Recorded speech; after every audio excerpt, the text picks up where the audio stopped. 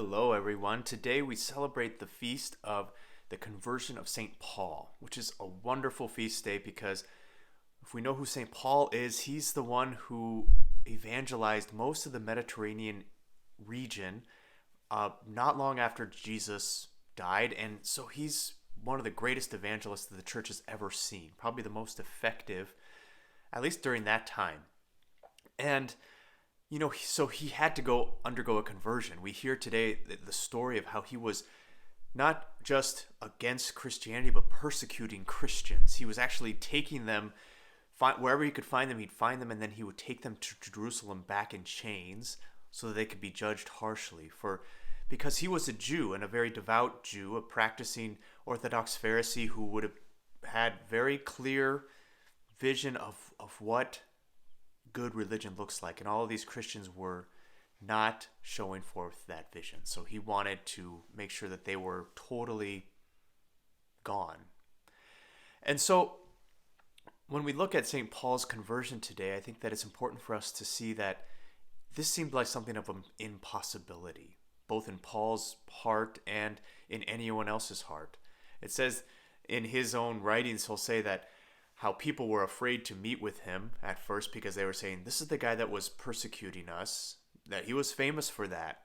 And now he is speaking the word of God. He's teaching that Jesus is the Messiah in synagogues. So what's happening? Is this a trick for us or what?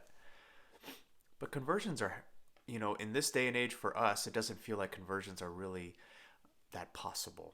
At least when we look at how polarizing things are, like politics or anything in the culture, everybody has their own camp, and it doesn't seem like anyone would ever convert from one side to another, and you wouldn't want to be caught doing something like that.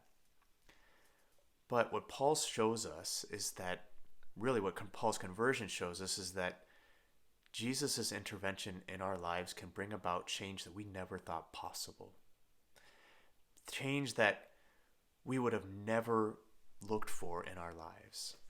So whether it's something to do with your own sinfulness, whether it's something with your children who don't go to church anymore, who have rejected the faith, or maybe it's a brother or a sister, or maybe it's a parent, we have to be clear that Jesus can do all things. He can bring conversion to the hearts of those whose hearts are so hardened.